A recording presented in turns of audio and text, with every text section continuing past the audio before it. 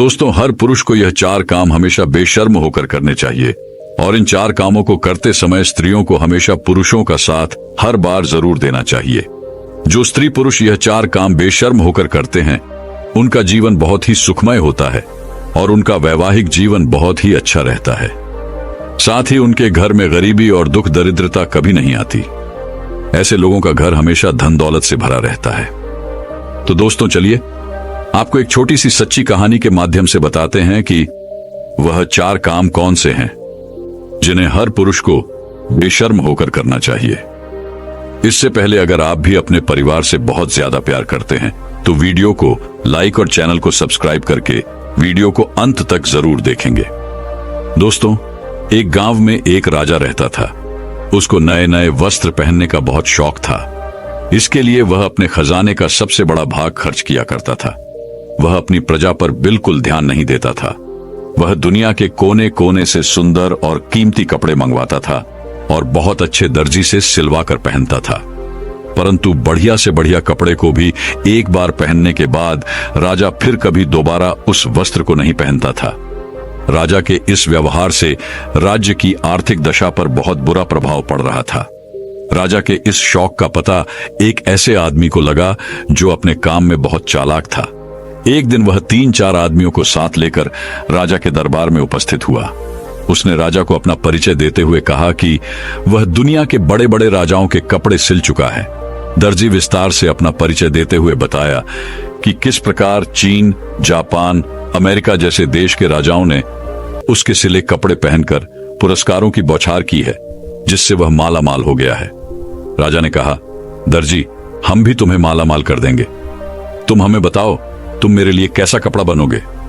दर्जी ने बोला, हुजूर, मैं आपके लिए ऐसा कपड़ा तैयार करूंगा जिसे मूर्ख, बेईमान और अधर्मी नहीं देख सकेगा, और ऐसा कपड़ा दुनिया में किसी राजा महाराजा के पास नहीं है।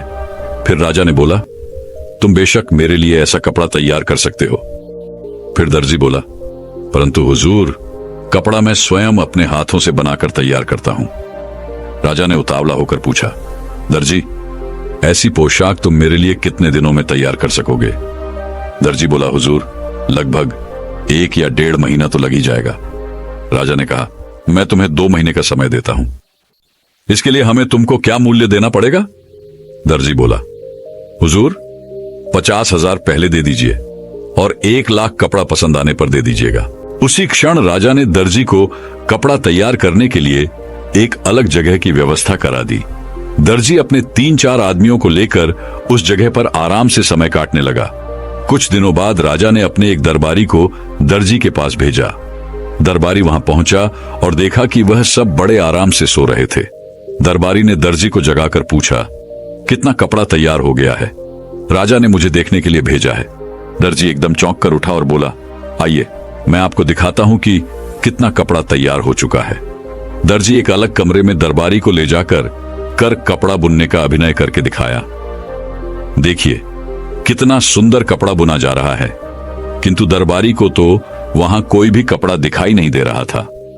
दरबारी भौचक्का रह गया और वह सोचने लगा कि कपड़ा तो दूर, मुझे तो हथकरघा भी दिखाई नहीं दे रहा है। अब दरबारी को दर्जी की बात याद आई कि जो मूर्ख, बेईमान और अधर्मी होगा, उसे यह कपड़ा दिखाई नहीं देगा। क्या मैं ऐसा ही व्यक्ति हूं? दरबारी विवश होकर कहा, वाह वाह, सचमुच बहुत सुंदर कपड़ा तैयार हो रहा है। राजा ने जब इस बात को सुना तो वह बहुत खुश हुआ। उसने दर्जी और कारीगरों की सुविधाओं को और बढ़ाने का हुक्म दे दिया। 1 महीने बाद राजा ने अपने मंत्री को दर्जी का कामकाज और कपड़ा देखने के लिए भेजा।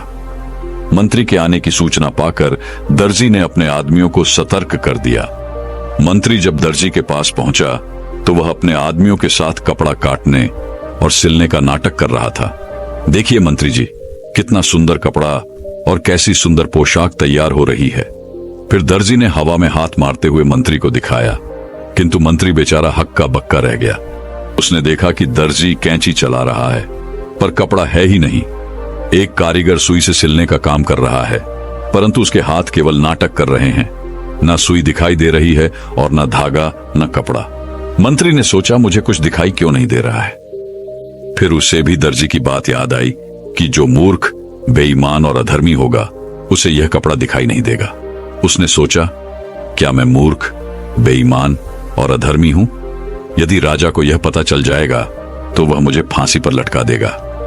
विवश होकर मंत्री ने भी दर्जी की हां में हां मिलाई और कहा, वाह वाह, सचमुच बहुत सुंदर कपड़ा है।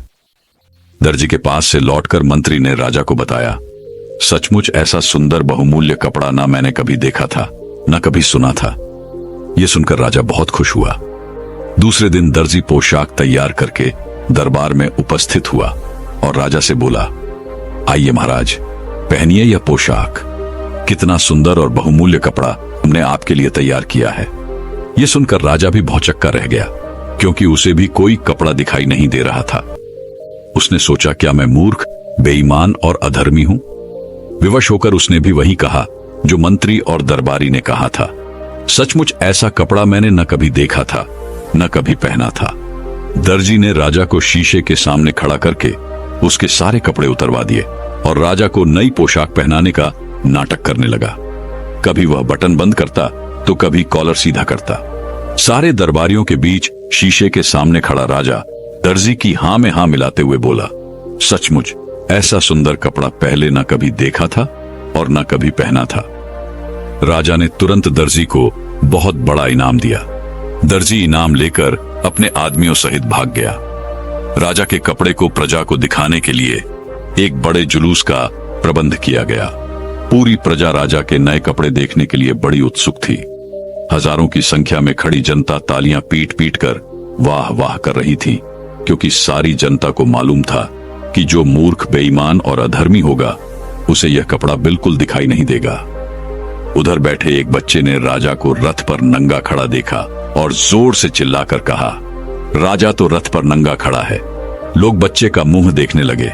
फिर क्या, सारी प्रजा एक स्वर में चिल्ला उठी, राजा रथ पर नंगा ही खड़ा है। अब राजा को भी अपनी मूर्खता का एहसास हुआ। वह लज्जा के मारे मानो धरती में गड़ गया। यह वही समय था जब राजा पूरी तरह से शर्म से नीचे झुक चुका था।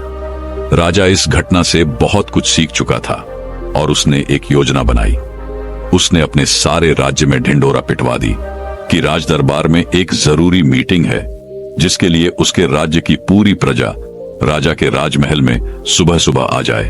अब पूरे राज्य में ढिंडोरा पीट दी गई कि कल राजा एक बहुत बड़ी सभा नियुक्त करने जा रहे हैं। उसमें हर एक व्यक्ति का आना जरूरी है। ये सब सुनकर राज्य की सारी प्रजा बहुत सोच विचार में पड़ गई कि कल तो राजा बहुत ही शर्म से अपना सिर नीचे किए हुए खड़े थे और आज हम सभी को अपने राज दरबार में पता नहीं क्यों बुलाया है। कहीं हम लोगों से हुई गलतियां की हमें सजा तो नहीं दी जाएगी। लेकिन फिर भी राज्य की सारी प्रजा राजा के राज दरबार में सुबह सुबह हाजिर हुई। तब राजा ने कहा कि मेरी बात सभी लोग ध्यान से सुने। यह बात आप लोगों के लिए बहुत ही ज्यादा महत्वपूर्ण है जो कल मेरे साथ हुआ है। इससे पहले भी मेरे साथ बहुत सारी घटनाएं घट चुकी हैं, जिन सभी के बारे में आप सभी लोगों को कुछ बताना चाहता हूं और आप सभी लोग कृपया ध्यान से सुने। राजा साहब ने कहा कि युग चाहे जो भी हो, चाहे वह कलयुग हो, चाहे वह त्रेता युग हो, या फिर द्वापर युग हो, या फिर सतयुग हो, कोई भी युग हो, कभी भी यह 4 काम पुरुषों को हमेशा बेशर्म होकर करने चाहिए। और औरतें भी ध्यान से सुने कि इन 4 कामों को करते समय औरतों को हमेशा पुरुषों का साथ सही समय पर जरूर दे देना चाहिए। दोस्तों, यह बात आप सभी लोगों को अपने जीवन में जरूर उतार लेनी चाहिए। यदि आप लोग अपने जीवन में यह काम बेशर्म होकर करने लगते हैं तो आपके जीवन में सफलता जरूर मिलेगी। आपको धनवान, करोड़पति बनने से कोई नहीं रोक सकता। आप अवश्य ही धनवान और मालामाल हो जाएंगे। आप और आपकी पत्नी अपने जीवन में सदैव खुश रहेंगे। तो चलिए बताते हैं कि राजा साहब ने अपनी प्रजा से क्या कहा और कौन से 4 काम बेशर्म होकर करने के लिए कहते हैं।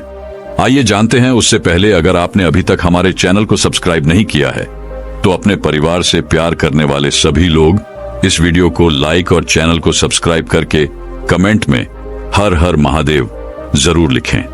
महादेव आपके परिवार पर हमेशा कृपा बनाए रखेंगे। सबसे पहला काम जो कि सबको बेशर्म होकर जरूर करना चाहिए, वह कहते हैं कि मर्दों को अपनी पत्नी के साथ संबंध बनाने में शर्म नहीं करनी चाहिए, क्योंकि यदि आप ऐसा नहीं करते हैं तो आपकी पत्नी आपसे कभी खुश नहीं रहेगी, क्योंकि जब आप पत्नी को संतुष्ट नहीं कर पाएंगे तो फिर आपका शादीशुदा वैवाहिक जीवन खतरे में पड़ सकता है और आपकी पत्नी किसी गैर मर्द से गलत काम करने के लिए मजबूर हो सकती है और ऐसा निश्चित कर भी सकती है। राजा साहब ने दूसरे काम के बारे में बताया। इसे भी बेशर्म होकर करने को कहा है। राजा साहब ने कहा, यदि जो लोग खाना खाने के दौरान शर्म महसूस करते हैं या फिर चाहते हुए भी खाना नहीं मांग पाते हैं, अक्सर भूखे ही रह जाते हैं। ऐसे में राजा साहब का कहना था कि जब भी व्यक्ति भोजन करने बैठे तो पेट भरकर भोजन करना चाहिए। आधी पेट भोजन कभी भी नहीं करना चाहिए। विशेषकर जब किसी के यहां अतिथि बनकर जाए तो भोजन करते समय शर्म ना करें, नहीं तो आप स्वयं ही भूखे रह जाएंगे और अपने स्वास्थ्य के साथ खिलवाड़ करेंगे। फिर राजा साहब अपनी प्रजा से बताते हुए कहते हैं कि जीवन में धन दौलत और पैसों का बड़ा ही महत्व है, क्योंकि पैसों की कमी के अभाव से जीवन और परिवार को चलाना असंभव है। ऐसे में पैसों के लेन देन में कभी भी शर्म या फिर झिझक नहीं करनी चाहिए। बेझिझक होकर जरूरत में किसी से पैसे मांगने चाहिए। वहीं अगर आप किसी को जरूरत के समय उधार दिए हो तो उसे मांगने में बिल्कुल भी शर्म नहीं करनी चाहिए, अन्यथा आपको धन की हानि उठानी पड़ेगी। चौथी बात को बताते हुए राजा साहब कहते हैं कि कोई भी इंसान यदि सही तरीके से और सही वक्त पर यह कुछ काम कर ले तो वह दिल से भी राजा बन सकता है। इस बात पर ध्यान दीजिएगा कि आजकल के युवा अपने शिक्षकों या मार्गदर्शकों से ज्ञान तो ले लेते हैं, लेकिन अपने मन की जिज्ञासाओं को, यानी कि जो उनके मन में सवाल उठ रहे होते हैं, उनको गुरु, शिक्षक या फिर मार्गदर्शक से पूछने में शर्म या झिझक महसूस करते हैं, जिनके चलते वह कई जगह विफल हो जाते हैं। लेकिन विद्यार्थियों से मेरा अनुरोध है कि आप ऐसा बिल्कुल भी ना करें।